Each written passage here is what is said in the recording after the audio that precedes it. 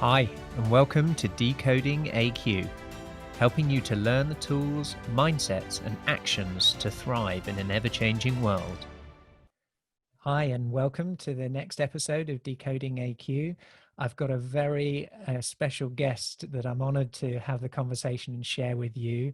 We have Dr. Mindy Gewirtz, and she is an author, entrepreneur. She's a faculty at a university, all around exactly our subject. It's leadership, it's adaptability, it's developing teams to thrive. And what I loved, one bit that you shared with me earlier, was your mission is to coach leaders and top teams to adapt, to thrive and lead with their humanity in an age of innovation and accelerated complexity and uncertainty. And that just made my heart sing. So welcome. Thank you. Thank you. So let's start off with just a little bit about a memory lane of your background. Okay. Perhaps some highlights of things that you've been up to in your 25 years of in this space. Just share a little bit of some of your background. Yes, and my background is one of adaptability. Mm-hmm. In a sense, because I started out, as most people did in my decades, started as a teacher, went on to do clinical work and social work, went on to nonprofit leadership, and then decided after my PhD is that change was too slow in the nonprofit world. And so I moved over into the organizational world where change was a lot faster. Because I'm like yeast, I guess, in the sense that I create change wherever I go. I just tend to be a catalyst.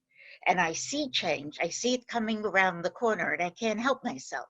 So I like to be there at the bleeding edge of things. So I seem to move with all of the shifts as things are happening. And like Madonna, I kind of change transform myself every decade or so. And I used to kind of wonder about that and say, well, why don't I just stay in one place, like normal people do? And then I realized, well, I take the skills from before and then I add them. I don't lose them. I become richer to adding them to the new things. So there's kind of a method to the madness now that I look at it 30 years afterwards in hindsight, though necessarily wouldn't plan it that way. So listening to that, would you describe yourself then as a change addict? You get a real hit from change. Yeah. Absolutely.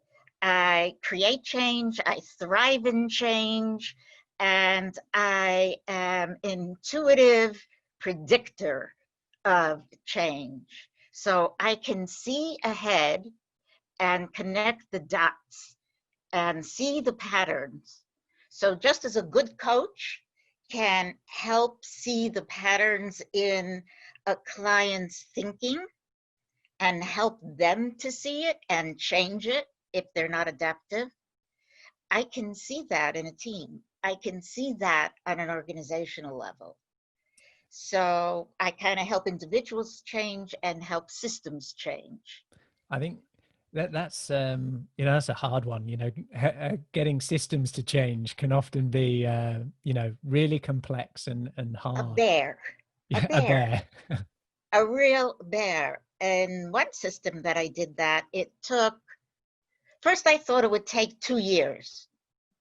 It took 5 years. And then after 5 years, the world, kind of like COVID, the perfect storm happened.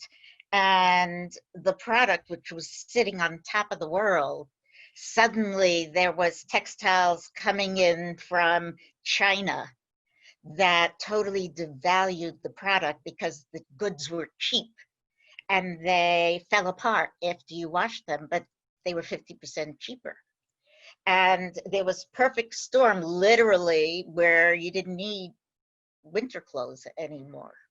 And then there was a fire that totally devastated the whole manufacturing buildings, and they were $50 million in debt. Wow. And I guess, you know, for that system change, you talk about a perfect storm. Are those the things that can be both ridden and also created? What would be your, you know, observations from going in, there's a system change needs changing. I think it's going to take 2 years. It took 5. What would be the learnings from that experience if you were to do it again? What would you do differently for a system change? Well, what's fascinating is originally the system change was around work and family issues. We were going to create in those days a whole system to be able to support the 3,000 workers, which were mostly multicultural, disadvantaged folks in the area, a whole system of childcare, elder care. It was beautiful. It was a $500,000 project. We got the city involved. Everything was just ready to go Yep. for him to sign. And he was very much in favor of it. And then the fire happened. And then it all fell apart. And then we said to ourselves, we know this is never going to happen again. And so what we did at that time, because everything stopped, and because we had worked with the CEO, what he was and what he did, and he was very famous at that time, he decided to pay his 3,000 workers right through the holidays and keep them until they rebuilt and paid them. So it cost the mill a ton of money to do that. And even though it was in Massachusetts where nobody had textile manufacturing anymore, he swore on that winter day, and we were there with him, my company, to rebuild. And we said, okay, time to pivot. Yeah. And for 6 months, we did pro bono work with him, everything that we could. We did coaching, we did team development, and we turned the organization into a team-based organization. Interesting. Because that's what they needed. And I guess such a show of not just the characteristics of being a good human, but resilience, to be able to have everything set up, an event happens, and still show up the next day with a positive view and hope in the future. How has that kind of shaped your career? You know, these events that have happened, somebody who is yearning, searching, creating change. What's been some of the challenges in your career, and what's been some of the highlights as a result of that aspiration? One of the wonderful rewards is I've gotten to see actually change happen. The challenge is I've gotten to see how difficult it is for change to happen, and to learn that how to embrace resistance. That is, I think, the real key to making change happen. Embrace resistance. Tell me more about that. So Lewin would say that if you want to create change, we always think that we want to drive change. What he says, though, is the more you drive change, the more people resist, because that's how we're hardwired. Because if we didn't resist change and we jumped to every change, we wouldn't survive, because change is always happening. So our brain is not hardwired to change. It's really hardwired for homeostasis. However, we have to adapt as well, because if we don't adapt, we also don't survive. So what I found in the research is that about 1/3 of us love change, right? And we embrace the change. 1/3 of us hate change. We just have a brain that is not hardwired for change at all. And then there's the whole unwashed middle, who are like, oh, you got to make me change. But they'll come along. And so what we do is we go where the energy is first, we get those cue givers, and the people who embrace it, they help the other 2/3. And then the last third, sometimes they leave, sometimes they're asked to leave, and sometimes surprisingly, they do kind of come along. So what I've learned to do is, when the resistance is there, is to tune in and say they're making sense to themselves. There's a real reason. They're not fighting this brilliant idea that needs to happen. And when people feel really heard, then they stop fighting it. And I'll give you an example. In that very same place, we wanted to turn the organization over to 24/7 in terms of a union. It's a union organization. Actually, they had 3 different unions. And if you know anything about unions, moving from an overtime situation after 8 hours to 24/7, and then what it also meant, what we wanted to do, is make sure that when it went to 24/7, that all the people who had hardships, people who were medication, people who were, and this came from the work-family ethic that we had built in, so it wasn't forgotten. We wanted to make sure the single mothers were okay, the people who had childcare issues were okay. So we wanted to make adjustments to seniority issues, because technically, if you had seniority, you would end up on the day shift, and all those women and people with kids and those who came in last would be on the worst shift ever. So we had to work with the union to be able to make that happen. So helping the union to adapt to a new situation, and helping the managers adapt to working within the union. So I had the manager saying to me, the union, we're going to work with them, and all they're going to want to do is get their buddies on the best shifts. Then I turned to the union, and the union would say, how many managers, Mindy, are you putting on the team? Because if you're going to put more managers than union people, they're always going to outvote us, and it's going to be useless. So when we calmed everybody down and we had a good group going, what in the end ended up happening, we did some team building and team development with them. The union employees themselves, supervisors, were tougher, which was fascinating. They were tougher than the managers. And you know why? Because they said, Mindy, you know, the little old, the little old lady, the little one who doesn't really speak English that well, the one who says she's fine and never needs anything, I'm telling you, she's sick. And if we put her on the night shift like that, it's going to be terrible for her. Or this one takes depression medication and he takes it at night. They knew their people. They were wonderful. And the managers didn't really know this kind of stuff. And what they would say, this person, he's playing the system. Don't you give him any, because we were able to advance people. We got permission from the union that if the social hardship committee said that this person needed special accommodation, they could jump the line in seniority, which was huge at that Interesting. time.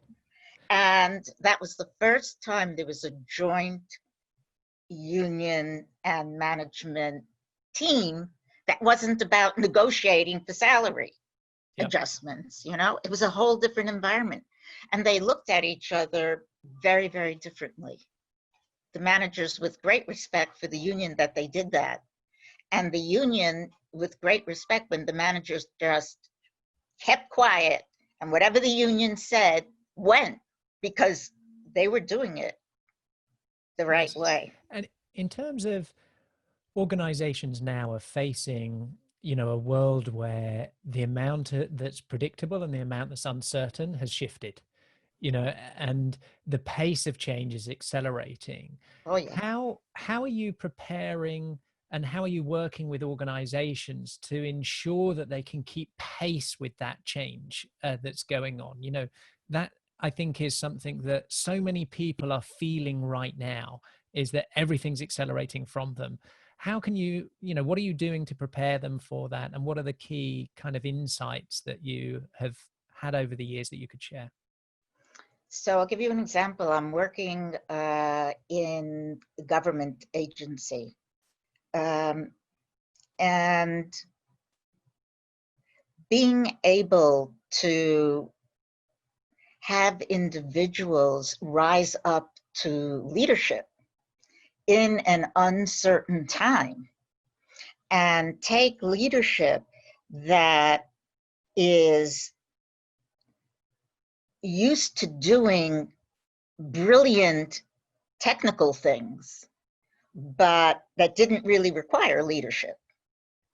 And then suddenly having to do leadership, and then suddenly having to do leadership in an uncertain time is like making a quantum leap, more than traditional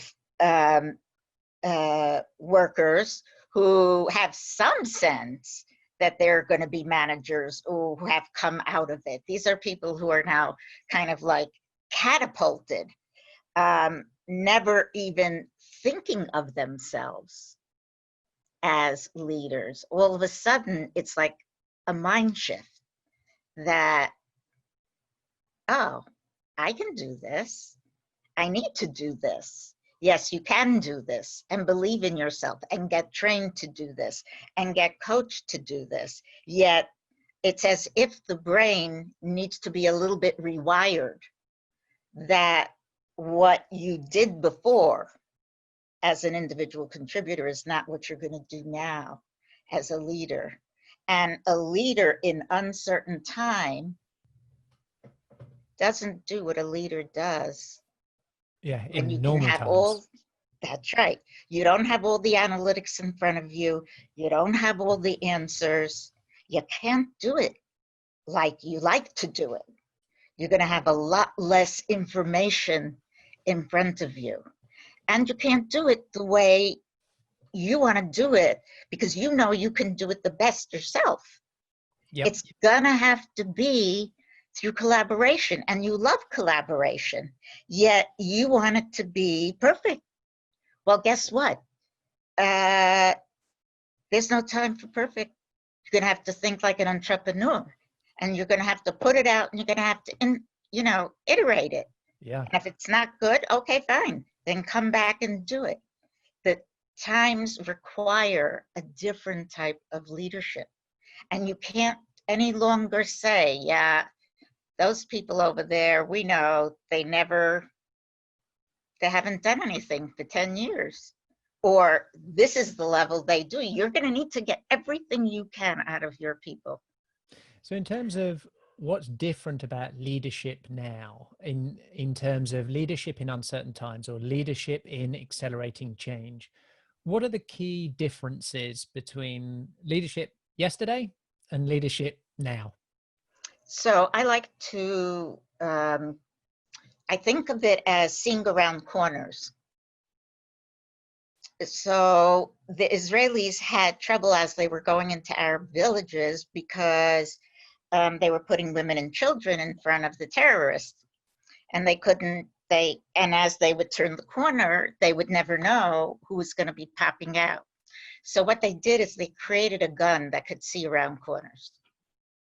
And not that it's exactly an appropriate analogy, but a leader has to see around corners.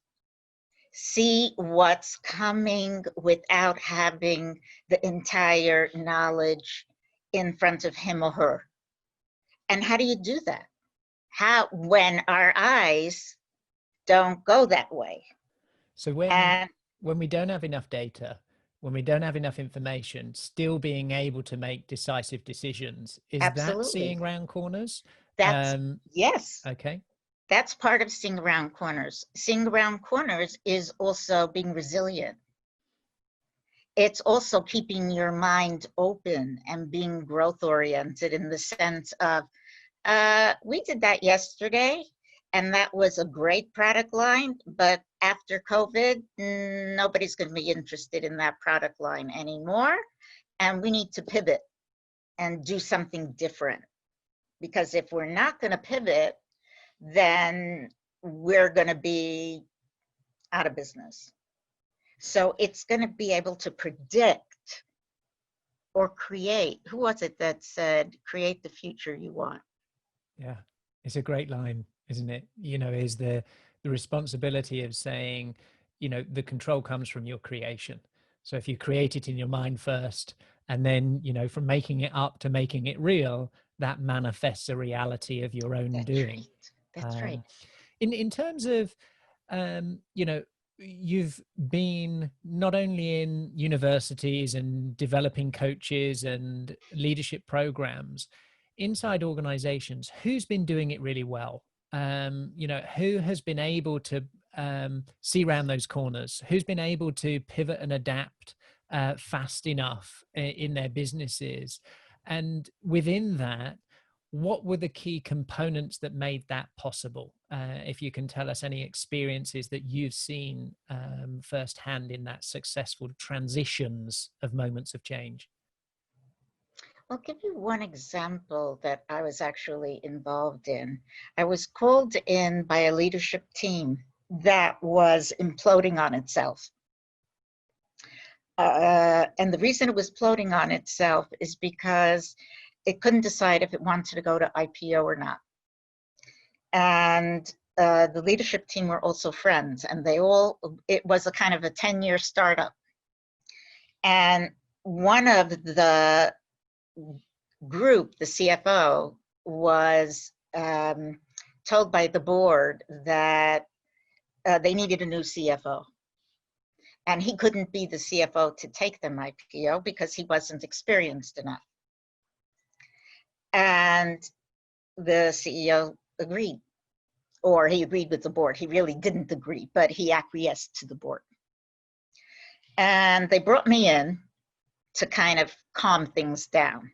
And I said, well, let's find out what's going on here, guys. And it was kind of the moose that was hiding under the table.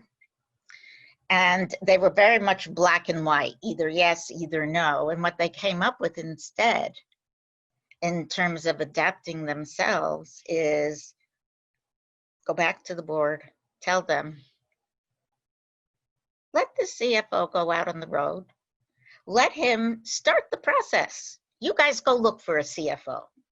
Go do your, board thing, go start it, and he'll start the process. And whenever you're ready, and you'll see how he's doing, and whenever you're ready, let's do it. So let's not waste time. Meanwhile, the CFO did such a fabulous job that he brought in a ton of money, and he did so well that they went to IPO right before the crash. And the team was all happy, and this CFO outlasted everybody else on the team. When a new CEO came in, because they said now to the old CEO, you're not equipped to take, what goes around comes around. You're not equipped to really take this on. And so they brought me in again. So I was kind of their external consultant over many years. And what we did and worked with the group to adapt, listen, you guys, you want to stay or you want to go, or what you want to do. And we worked it through with them that they ended up staying through the transition to this new CEO, and none of them left. And they all stayed, they all got there. They all did, let's put it this way, they all did very well. And what the CEO told me, the old CEO, that in his mind, it was the first time that I ever saw an entire team stay intact, doing different things than they did before, and actually were pretty okay with it. But I find that Fascinating, you know, because to do something different than you were doing before takes bravery. You know, it takes Yes. vulnerability, it takes courage, it takes so many different factors. And then to perform well and be happy in your skin in that new environment, and then add the complexity of multiple people doing that at the same time within a Yep. singular team or organization, Yep. is not a recipe for high success of that to happen. No. So what are the sort of things that they actually did on a practical level to navigate that change? You know, what was there a communication cadence? Was there, you know, technologies they used? Was there particular coaching techniques? What on the ground level were the practical things that helped them go through that change and come out smiling? Well, what we did as a team is they worked it through among themselves because they were close as a team by this point, and they could really talk to each other. And what they did is they helped each other through it, because now everybody was vulnerable. Nobody was, you know, everybody was going to be doing something a little bit different, except for the CFO, actually. He was the only one out of the group who stayed CFO. Everybody else was going to be doing something different than they were going to be doing. And the team worked through for themselves what that meant, what it was going to look like, how did they want to operate, and what did they need to be able to feel whole. And what they did is they were able to ask for that. So part of it was the financial piece of it, which the board was happy to give them. They were not the type of people who had big egos, which really helped. Usually because the ego gets in the way, and none of these guys were like that. So that was okay for them. They didn't care what they were called. They were all about the work. Can I do my research? Can I do what I love to do? Are you going to let me do what I truly love to do? And that's where the work and the coaching and the team came out. What do you need?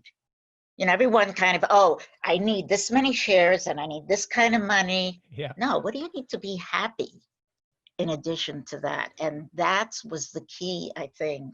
So going through change as a team, focus on, you know, what the work is, not the title.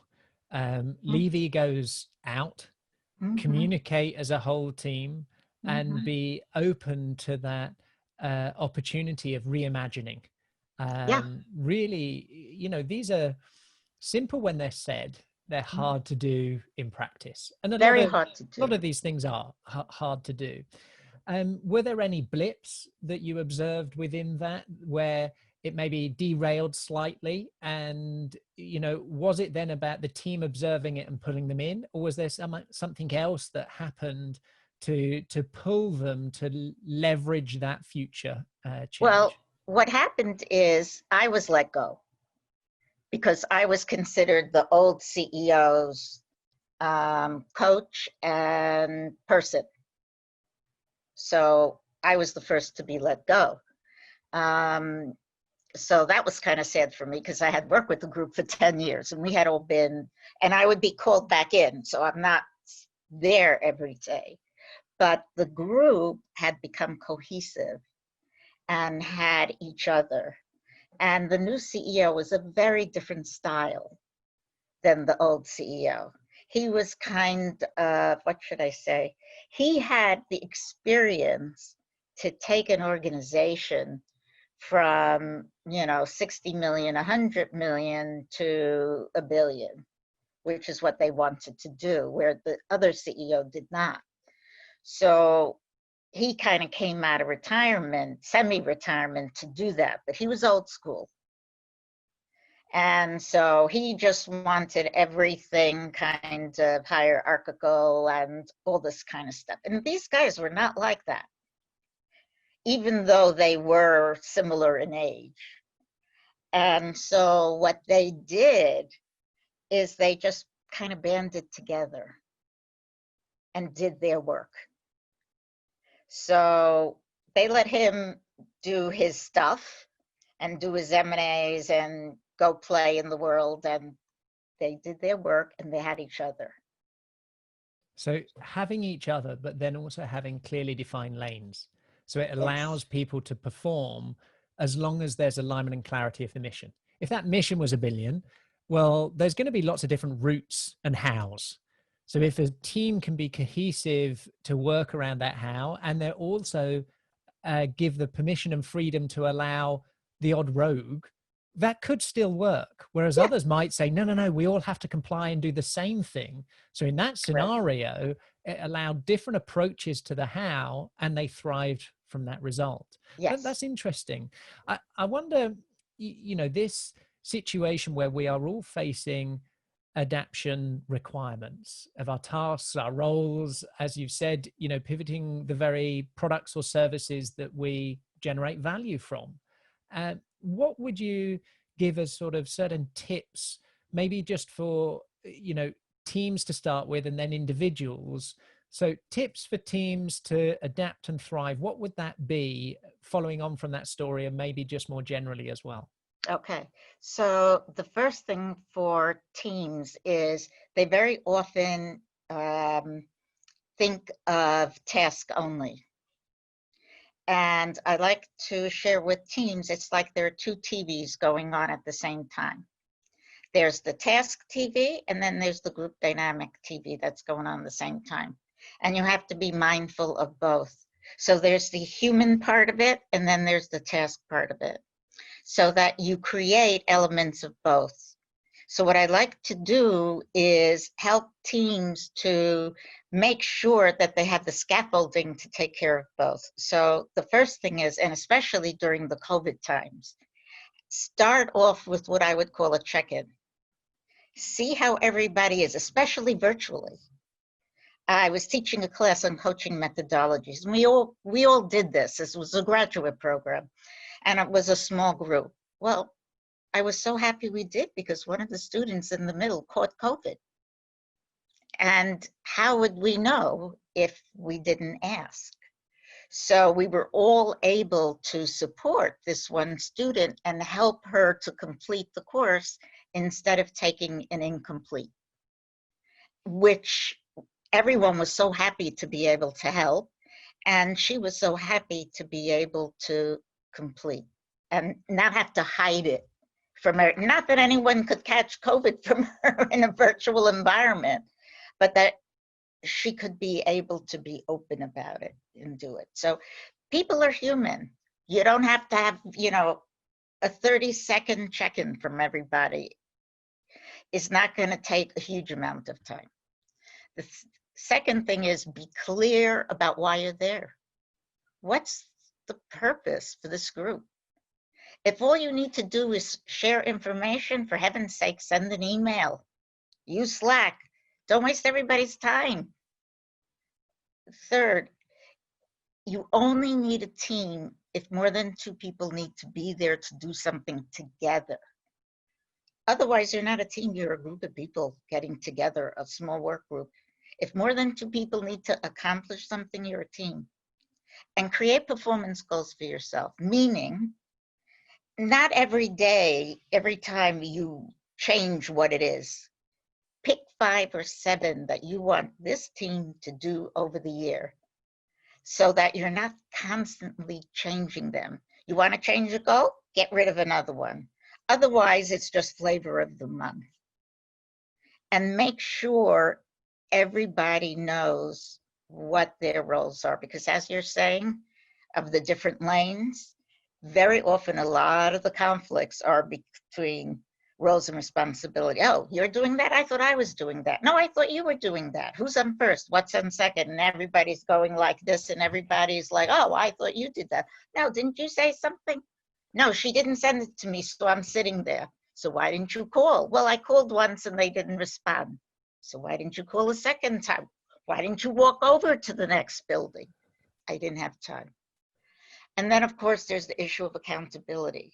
And how do we hold ourselves accountable in this team? And what do we want to do when there isn't accountability? So having also what I call operating principles or engagement guidelines, how do we want to create a condition under which we all do our best work? And people are oh, and they roll their eyes. And then we start asking, well, okay, what we say here stays here. Very good. We start on time, we end on time. Okay. Then we start getting to the integrity part. And then we start getting to the part about, well, you know, maybe we should stop blaming each other and start trying to get to the bottom of things. Well, okay, well, what about how we talk to each other? We do a lot of yelling in this group. Okay, so what should we do instead of yell when we're mad? And so on. So when the group has a structure or agreed upon, it's great to share, and you want people to have conflict, but how do they express the conflict when there's a difference of opinion? Makes a huge difference in people's stress levels. I like that, because, you know, these practicalities of, you know the purpose of the team, treat people as humans, check in first, you know, and then not try and say we're never going to have conflict and we're never going to have ambiguity or difficulty, because with the best will in the world, defining roles and responsibilities in an exponential world of change means that before long, those roles and responsibilities are going to change.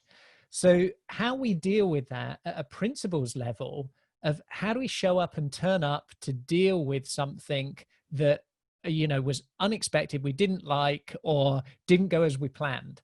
Those are perhaps the areas of opportunity for a new operating system for teams in exponential worlds, is dealing with those areas of, I know you've talked about in the past things about debriefing, what did we do well, what would we do differently next time, but the language of how do we talk to each other? What are our communication principles? Because being comfortable in the uncomfortable is a I like really that. Yes. interesting kind of thought.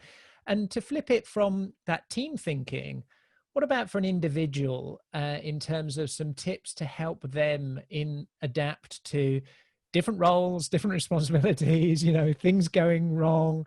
What can they do to navigate that and stay sane at the same time?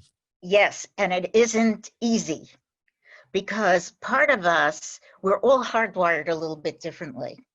So some of us are more generously hardwired to be adaptive, and it's easier for us. Like some of us are physically more athletic than others. So some of us, it's a little easier to adapt, but everyone can learn to adapt. And some of the principles, I think, in learning to adapt is what I would call, or what people have called, emotional agility. And that is, the key to that is self-awareness. How do I understand what triggers me? Because everybody's different. Yep. So one thing that triggers me might not trigger you. So if you understand your own triggers, and then you can manage yourself when you see that trigger, and I say, Mindy, okay, you know that's a trigger for you. And now you can go and get wound up and go at it, or you can try something different. So you got a 0.07 seconds before the amygdala hijacks you, and you got no choice. That's it. You don't have much time. The shadow self comes out. That's it. Yeah. And, you know, when the amygdala and our old brain, our really primitive autonomous working brain, get together, the executive functioning brain does not have a chance. Why? Because the executive brain is a baby, an infant brain. Those two smart brains, not so smart brains, those emotional brains, they're older, millions of years older, so they gang up. And when they gang up, we can't think straight. So what we do is we kind of coach clients in that little 7 seconds that you have. It's like a switch. Instead of flipping the switch up, distract, turn it off, breathe, wear a rubber band and snap it. Do something that will stop that switch from going off. Do a mantra. Whatever it is that works for you before you go do something that you might regret. And so that point of, being in a state of psychological safety so that we can share, we can do things. We also then need the knowledge of what are our triggers, what motivates us. Is it a burning platform or is it a burning desire? All of these different things, once we get an understanding, we can then either leverage them in flow or manage them when they become a shadow self. So those techniques of spend time reflecting and become aware. What triggers you to perform well or perform badly, to have the behaviors that you feel great about the next day and not have the behaviors that you regret you had in the situation. Exactly. And then be able to maybe share them and work just some simple interventions to recognize, my moment's here. What works for me? Is it breathing? Is it snapping a rubber band? What is it that takes me to a distraction out from that situation? And maybe recognizing the fact that right now we're going to be in those situations more often than not, because it's so challenging that our identities are being questioned. You mentioned before, Madonna style, you love reinventing yourself every decade, who I am, what I'm about, and ride with that. For many others, that's an anxiety, that's a sense of loss, that's a sense of protection. The immune system comes up and says, not on my watch. To be able to deal with those emotions, and just the new daily life is different. And so start with awareness, be compassionate for yourself, I think is really, really interesting. And as a last kind of wrap up in our final moments, is there a way in which somebody who has been inspired by the things that you have mentioned could learn more about your work? We mentioned in the opening bit, you're an author. What are some of the books or papers or work that you've written, and how might people get in touch with you, Mindy? Sure. People can get on my website, collaborativenetworks.net, and people can reach me. I'm happy to talk with people through Gewirtz at collaborativenetworks.net. I don't know if you put it up in the chat. I will. Or in however it is on a podcast. And I'm happy to talk with you further. I've written books on actually elderly criminals, which is fascinating. In another life, I drop book chapters and things in different lives. Maybe this needs to be another podcast, Mindy. Yeah, about, that's a different elderly that's a criminals. Different podcast. Now we're getting to the juice at the final minutes. Yeah, that was really cool, actually. And on top teams, top leadership teams. Yep. And on organizational change. So I actually wrote 2 chapters, one with the name of the organization, which the CEO gave permission, and one without, that we did not put the name of the organization. And all of those are available on my website, and I'm happy to talk with individuals around the coaching and change. And so as a final bit, if the superpower of seeing round corners, the Mindy magic in doing that, if you had to make a kind of vision and prediction for even just this time next year, what are the attributes and skills would a leader need to thrive in a year's time? Is it different than what it is today? Is it the same? And if so, what is that skill that they would need in your kind of predictions of what's coming ahead? Well, what I think technologically, the next 5 years, our post-COVID world is going to change so exponentially between what 5G, what artificial intelligence, what the internet of all things, what those things are going to do. Hopefully, we all don't go to war with each other and we don't kill out ourselves with another pandemic. All those things, hopefully, we're wise enough and aliens don't come out, who knows? The landscape is going to be very different. And the question's going to be, and we're going to have more robots than ever before. We're going to have telemedicine. Actually, I really like telemedicine a lot, much better than the waiting room in the office for 2 hours. So the question is, if it's going to move so exponentially fast, then the leader, the time, the 18 months of Moore's law, that things change. You have to keep changing the technology. As that kind of like collapses and keeps collapsing, then at what point does the complexity, a leader's going to have to work in complexity, in VUCA. Okay, in volatility, ambiguity, uncertainty, and complexity. And what the leader's going to have is what Warren Bennis used to call the ability of the stomach of a goat, so that they can chew on a lot of things, because so much is going to happen so fast. They're going to have to be able to metabolize all sorts of things. So number one, they're going to have tremendous psychological resilience themselves, because it's going to be stressful. They're going to have emotional agility, because their things are going to move so fast, their minds are going to be spinning.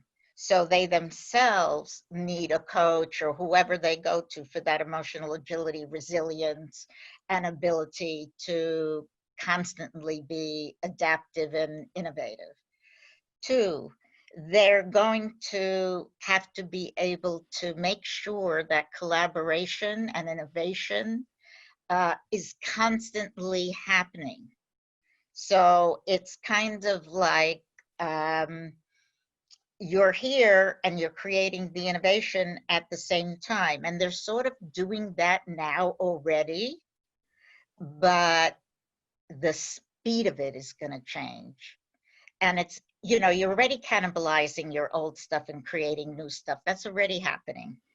But, you're going to have to be like the Flash, the superhero who moves so fast.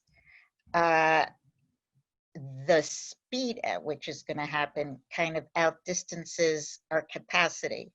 So she is going to have to be mindful of people, because that's the only part that doesn't move so fast. Technology moves very quickly. That's not it. That's not hard. But we have to remember that as people, we can't. They need to recognize and care about people. They need to, in everything that they do, emotional intelligence, resilience, all of these things, is being able to do it whilst at warp speed. And I love the constitution of a goat, to metabolize multiple and complex things and survive in that VUCA world is fascinating. It's been an absolute pleasure. I look forward to diving deeper with you on many other conversations. I want to thank you for your time and sharing your insights. It's been a real honor to learn from you. It's my pleasure and my privilege to be on this with you anytime.